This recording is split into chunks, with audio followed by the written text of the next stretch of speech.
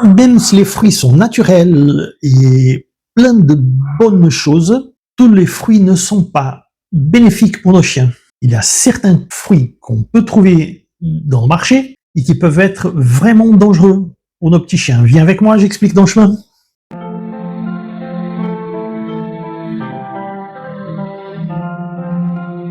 Bien le bonjour, je suis Mauricio Veto dans ma chaîne L'Ami des Bêtes et aujourd'hui on va parler des fruits interdits, des fruits défendus.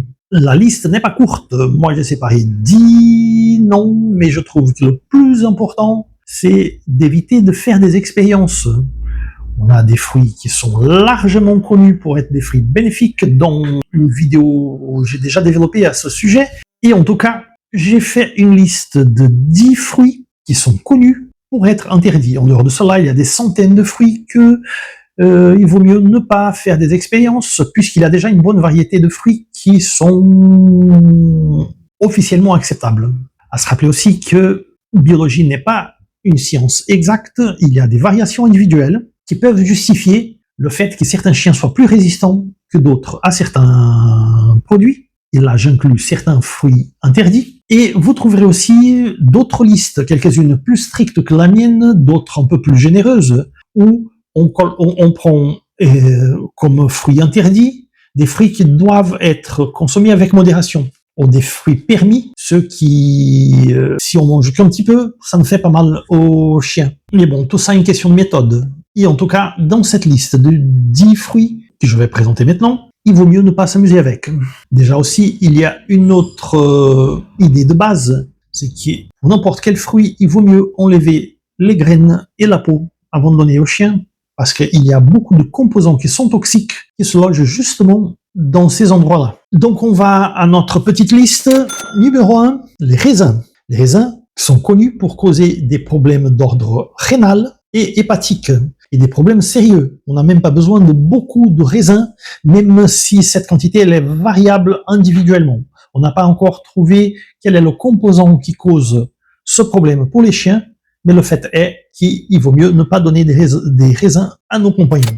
Deuxième fruit, l'avocat. L'avocat, il y a dans sa composition la persine qui cause des dégâts à niveau gastro-intestinal, c'est-à-dire diarrhée et vomissement. Là encore, le limiar est différent selon le chien, mais il vaut mieux ne pas s'amuser avec ça. Troisième fruit, la carambole, un fruit exotique que vous trouvez, que vous pouvez aimer, mais ne partagez pas avec votre petit chien, parce qu'il y a des risques de conséquences d'ordre rénal. Et les reins, une fois qu'on a un problème chronique à niveau rénal, il n'y a pas de régénération. Quatrième, l'açaï, un peu à la mode dernièrement, un fruit exotique qui a dans sa composition la théobromine, la même théobromine du chocolat, qui est interdit aux chiens. Vous trouverez dans la littérature des passages qui disent qu'on peut donner à des quantités homéopathiques, mais on n'a pas besoin de ça. Quand il y a un problème, il vaut mieux l'éviter. Cinquième, les raisins secs. Il a beau être sec, il continue à être raisin, et les composants qui causent les problèmes d'ordre rénal et hépatique continuent à faire ses dégâts, même si le raisin est sec. Sixième, les cerises. Il y a du cyanète dans la peau et dans les graines. Alors la chair de la cerise aurait pu être donnée, mais j'aurais pu tout très compliquer, séparer les choses, et il vaut mieux donc mettre de côté.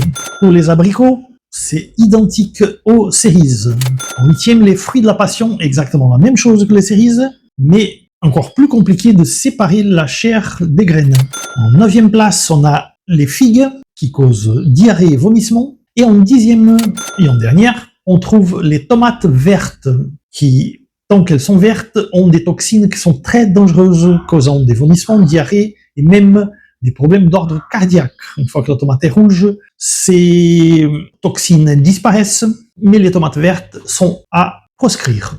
Ça, c'est une petite liste. Il y a encore des centaines de fruits, exotiques ou pas, mais tant qu'ils ne sont pas dans une liste sûre, il vaut mieux ne pas faire des expériences. D'autant plus que le chien n'est pas un animal frugivore, le chien est un carnivore non essentiel, ça veut dire qu'il a besoin de protéines comme base, mais pas que ça. Mais les fruits doivent être cantonnés à moins de 20%, comme j'ai dit au début. Ces 10 fruits sont donc à éviter complètement. Et dans une vidéo antérieure, le link est Ci-dessus, on a une liste de 12 fruits sûrs qui peuvent être donnés aux chiens sans aucun problème. Et à bientôt pour une prochaine vidéo.